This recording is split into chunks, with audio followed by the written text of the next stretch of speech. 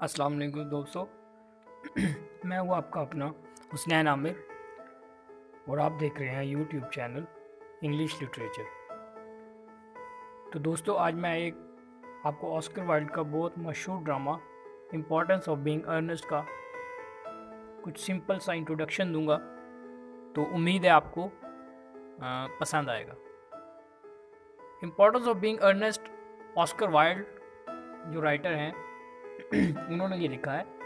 और Oscar Wilde basically इनका ताल्लुक विक्टोरियन और मॉडर्न एज दोनों से किया जा सकता है, क्योंकि विक्टोरियन के मिड में ये पैदा हुए और फिर मॉडर्न एज में जो जाके है इनकी डेथ हो गई। तो इम्पोर्टेंस ऑफ बीइंग अर्नेस्ट ड्रामे में जो एक अर्नेस्ट नाम है उसकी इम्पोर्टेंस बताई हुई है कि अगर किसी शख्स का नाम अर्नेस्ट है तो उसकी कितनी ज़्यादा इम्पोर्टेंस है। बेसिकली इसमें जो विक्टोरियन एज की अरिस्टोक्रेटिक क्लास थी उनके मैनर्स को क्रिटिसाइज़ किया गया है, ठीक है। उनकी प्रायोरिटीज़, उनके फैशंस, उनकी वुमेंस, तो ओवरऑल अरिस्टोक्रेटिक जो सोसाइटी है उसका हमारे सामने एक इमेज दिखाया गया है थ्रू दिस ड्रामा। तो ये ड्रामा पढ़ने से पहले हमें इनके कैरेक्टर्स के बारे में ज़रूर पता होना चाहिए। इसके सिंपल से कैरेक्टर हैं। सबसे पहला कैरेक्टर है इसका एल्जर्नल। तो दोस्तों एल्जर्नल जो है वो, एल्जर्नल का पूरा नाम है एल्जर्नल मॉन्ट्री। ये बेसिकली सिटी से रहने वाला एक नौजवान है, बहुत ज़्यादा खाता है, पार्टियां करने का बहुत ज़्यादा शौक है, एक अरिस्टोक्रेटिक क्लास से ताल्लुक़ है। लेकिन एक मसला ये है कि ये बहुत ज़्यादा उधार ले चुका है लोगों से, बहुत ज़्यादा डेप्थ में जा चुका है। लेकिन इसके बावजूद इसको कोई टेंशन नहीं है, बिल्कुल आज़ाद ख्यालात में रहने वाला नौजवान है, ठीक है, जो कि लंदन सिटी में रहता है। अच्छा, इसने अपना एक इमेजिनरी भाई जो है वो लोगों को बताया हुआ है कि मेरा एक भाई है या मेरा एक दोस्त है जिसका नाम है बनबरी, ठीक है। तो अक्सर औकात जब ये रोज़मर्रा की रूटीन से, पार्टी से तंग आ जाता है तो ये बहाना करता है कि मैं अपने दोस्त बनबरी से मिलने जा रहा हूँ, उसकी तबीयत ठीक नहीं है, वो बीमार है। तो इस तरह से ये वहाँ से निकल जाता है। तो दूसरी तरफ हमारे पास कैरेक्टर है जैक वर्थिंग। जैक वर्थिंग इसका दोस्त है जो कि विलेज से रहने वाला है। इसने भी सेम एक इसी तरह का इमेजिनरी भाई जो है वो पैदा कर रखा है जिसका नाम है अर्नेस्ट। जब ये गांव की रूटीन से तंग आ जाता है तो ये लोगों को कहता है कि मैं अपने भाई अर्नेस्ट से मिलने जा रहा हूँ जो कि बहुत ज़्यादा आजकल प्रॉब्लम में है, तो उससे मेरी ज़रूरत है।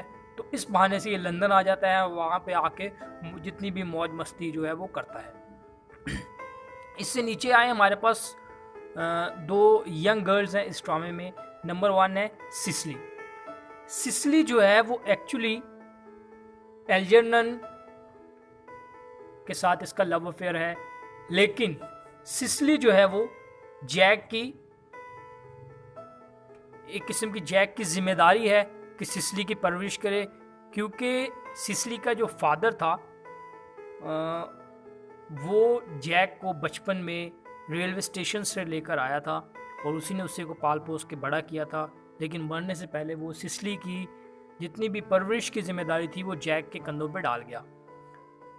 दूसरी तरफ हमारे पास एक और घर है, ग्वेंडोलन फेयरफॉक्स।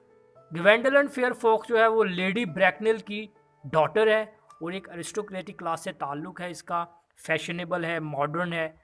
इसका कहना है या इसके कुछ ख्यालात इस तरह के हैं कि जिस लड़के का नाम अर्नेस्ट होगा उससे ये शादी करेगी। नो प्रॉब्लम कि उसका एटीट्यूड कैसा है, उसकी पर्सनैलिटी कैसी है, सिर्फ नाम जो है वो अर्नेस्ट होना चाहिए, ठीक है। तो ग्वेंडोलन जो है वो एक्चुअली इसका लव अफेयर जैक के साथ है। तो लेडी ब्रैकनेल जो है ये ग्वेंडोलन की मदर है। ये बेसिकली एरिस्टोक्रेटिक क्लास की जो वुमेन है उसको शो ऑफ किया गया है वो कि उस दौर में किस तरह की थी वो, कि हालांकि वो एक नौजवान बेटी की माँ है, लेकिन उसके बावजूद वो कहती है कि I am looking as just like 30 years old and मैं दोबारा शादी करने के काबिल हूँ या कर सकती हूँ। तो इस तरह की ये औरत है, ठीक है। इसके साथ साथ हमारे पास कुछ सब्सिडरी कैरेक्टर्स भी हैं जिनका ड्रामे में इतना ज़्यादा पार्ट नहीं है, लेकिन ये आपको पता होना चाहिए। नंबर 1 है हमारे पास डॉक्टर चॉसेबल। ये एक प्रीस्ट है जो विलेज में रहते हैं, और इन इसका एक्चुअली लव अफेयर है मिस प्रिज्म के साथ। अभी मिस प्रिज्म कौन है? मिस प्रिज्म जो है वो एक्चुअली सिसिली की गवर्नेंस है। सिसिली की जितनी भी परवरिश, कितनी भी तालीम, जो सारा जो टुक ओवर करना है वो मिस प्रिज्म ने करना है। तीसरा हमारे पास एक कैरेक्टर है लेन। ठीक है, लेन एक्चुअली जो है वो एल्जरनन का एक सर्वेंट है, जो जब स्टोरी शुरू होती है, ओपनिंग सेंटेंस होते हैं, उस वक्त एल्जरनन और लेन जो है वो आपस में डिस्कशन कर रहे होते हैं कि कल जो पीछे पार्टी गुजरी है उसमें तो बहुत ज़्यादा शराब खर्च हो गई है। तो एल्जरनन पूछता है कि क्यों इतनी ज़्यादा शराब क्यों खर्च हो गई? तो लेन बताता है कि हमारे जो सर्वेंट्स हैं उन्होंने भी बहुत ज़्यादा पी है, तो हमारे अगर सर्वेंट को पिए तो हम तो गुस्सा करेंगे। तो एल्जरनन बिल्कुल टेंशन फ्री होता है, तो कहता है अच्छा जी, सर्वेंट्स ने पी लिए, चलें, खैर है, कोई मसला नहीं है। तो अभी होता क्या है, आगे मज़ीद हम स्टोरी में जाएं तो एल्जरनन को एक सिगरेट केस मिलता है जैक का। जैक जब लास्ट टाइम विजिट करके गया था एल्जरनन के पास, तो वहाँ पे एक सिगरेट केस छोड़ गया था। सिगरेट केस जो है वो सिसिली ने जैक को दिया था, और सिसिली जो है अपने अंकल जैक को अंकल जैक कह के बुलाती है, क्योंकि वो उनसे एज में बड़े हैं।